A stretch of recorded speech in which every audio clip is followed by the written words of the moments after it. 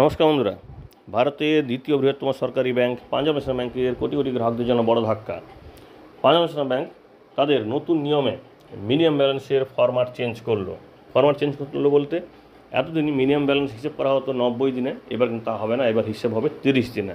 তো স্বাভাবিকভাবে কিন্তু সমস্যা বাড়লো। কী হবে? ধরুন অনেকের এই এক মাসে টাকা নেই, পরের মাসে হয়তো টাকাটা রাখার চেষ্টা করবে মিনিমাম ব্যালেন্স যাতে কোনোভাবে না কমে যায়, কিন্তু এবার সেটা আর হবে না। আপনাকে প্রত্যেক মাসেই মিনিমাম ব্যালেন্সটা রাখতেই হবে।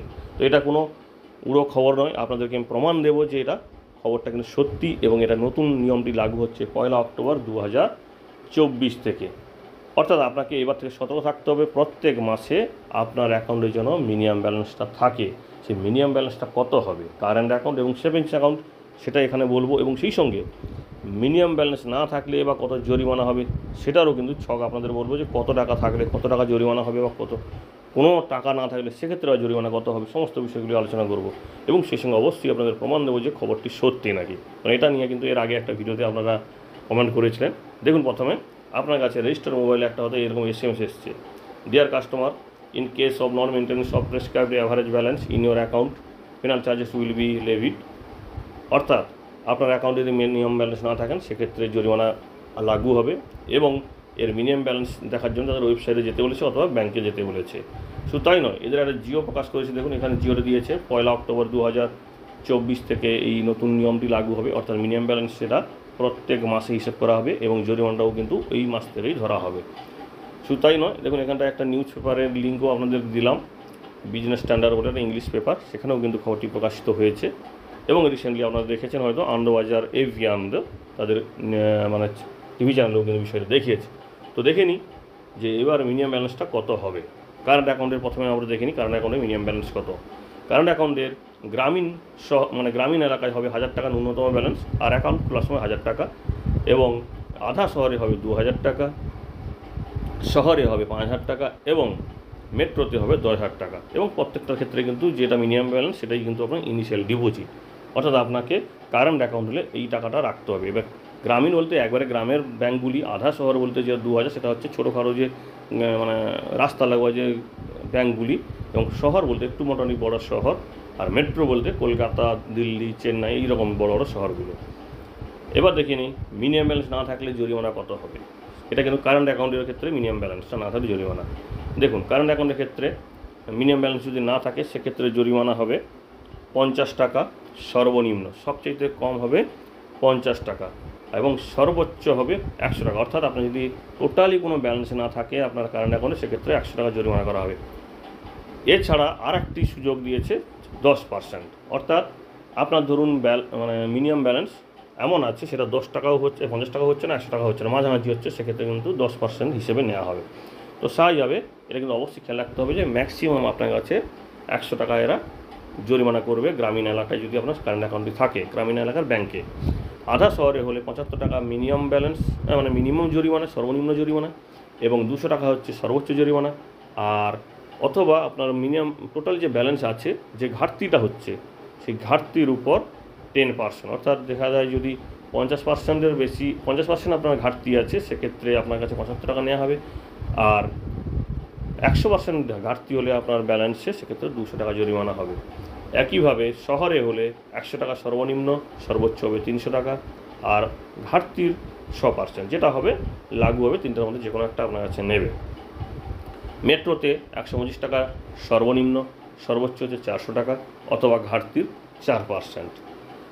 এবার দেখে নিই সেভিংস অ্যাকাউন্টে মিনিমাম ব্যালেন্স গ্রামীণ এলাকায় হলে 500 টাকা, এবং আধা শহর বলতে ছোটো ছোটো যে মানে রাস্তার পাশে শহরগুলো বলুন বা একটু বড় শহর মোটামুটি, তো সেক্ষেত্রেও 1000 টাকা, এবং প্রাথমিক যে অ্যাকাউন্ট খোলার ক্ষেত্রে সেটাও কিন্তু 1000 টাকা।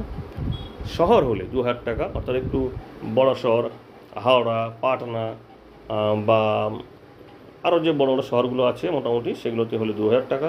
আর মেট্রো শহর হলে অর্থাৎ দিল্লি, চেন্নাই, কলকাতা, বোম্বে সমস্ত হলে কিন্তু 2000 টাকা করে মিনিমাম ব্যালেন্স আপনাকে রাখতেই হবে।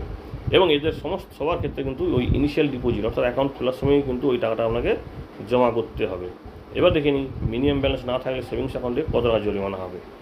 দেখুন সর্বনিম্ন জরিমানা গ্রামীণ এলাকায়, ধরুন আপনার অ্যাকাউন্টটি গ্রামীণ এলাকায় আছে, সেক্ষেত্রে সর্বনিম্ন জরিমানা হবে 1 টাকা আর সর্বোচ্চ হবে 30 টাকা। কখন সর্বোচ্চ? যখন আপনার অ্যাকাউন্টে কোনো ব্যালেন্স নেই।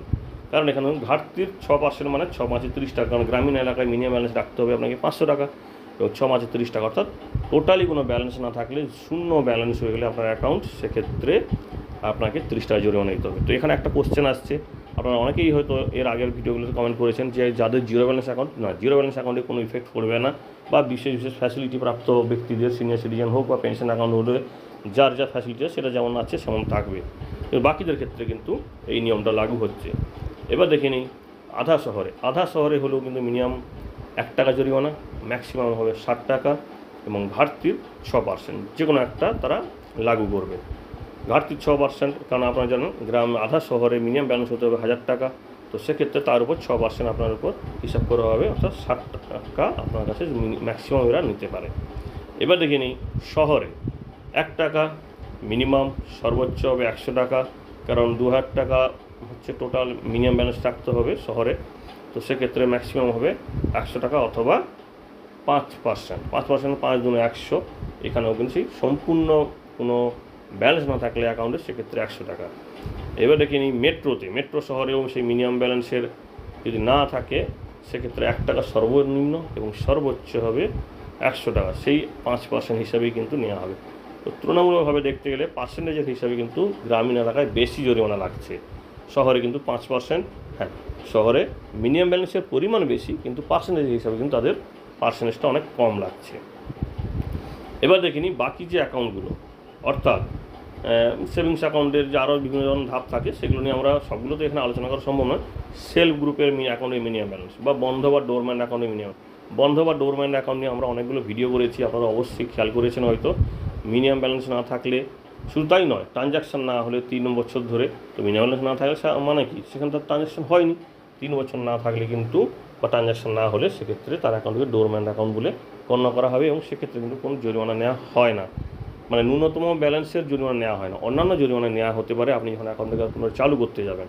তো দেখুন সেলফ গ্রুপের যেটা বলছে, যেটা 100 টাকা কোয়ার্টারলি অ্যাভারেজ এখানে আর থাকবে না, তখন কিন্তু মাসিক এটা হয়ে যাবে, এবং ব্যালেন্স না থাকলে যে জরিমানা হয় সেটা যেমন হবে সেই রকম কিন্তু নেওয়া হবে। সেই সঙ্গে যারা ডোরম্যান্ট অ্যাকাউন্ট, তার ক্ষেত্রে কিন্তু কোনো জরিমানা নেওয়া হবে না, যেটা হচ্ছে মিনিমাম ব্যালেন্সের নিয়মে পড়ে, সেটার ক্ষেত্রে কিন্তু একইভাবে পেনশন অ্যাকাউন্টের ক্ষেত্রেও কিন্তু কোনো মিনিমাম ব্যালেন্স নেওয়া হবে না। অর্থাৎ পাঞ্জাব ব্যাংকের পক্ষ থেকে যে নতুন নিয়মটি করা হলো, এতদিন যেটা ছিল 3 মাসে ব্যালেন্স দেখা মিনিমাম ব্যালেন্স, সেটা কিন্তু আর হবে না। এবার আপনাকে প্রত্যেক মাসে, প্রত্যেকটা 30 দিনে আপনাকে হিসেব রাখতে হবে যে আপনার অ্যাভারেজ মিনিমাম ব্যালেন্স যেন ঠিক থাকে, কারণ এখানে অ্যাভারেজ কথাটা বলা হয়েছে। কখনো ভাববেন না যে আমি শেষ দিনে টাকাটা দিলাম, সেটা যেন অ্যাভারেজ হিসাবে, গড় হিসাবে যেন তারা দেখতে পায় যে এটা প্রত্যেক দিন 500 টাকা আরে ছিল গ্রামীণ এলাকায়, না হলে কিন্তু সেই জরিমানা হবে, আপনার টাকা থেকেও কিন্তু জরিমানা হবে। যে আপনি ভাবলেন যে আমি 29 তারিখে টাকা জমা দিয়ে দেবো 500 টাকা, সেটা কিন্তু হবে না, অ্যাভারেজ কিন্তু তখন কমে যাবে, সেই বিষয়টাও কিন্তু অবশ্যই খেয়াল রাখবেন। ধন্যবাদ।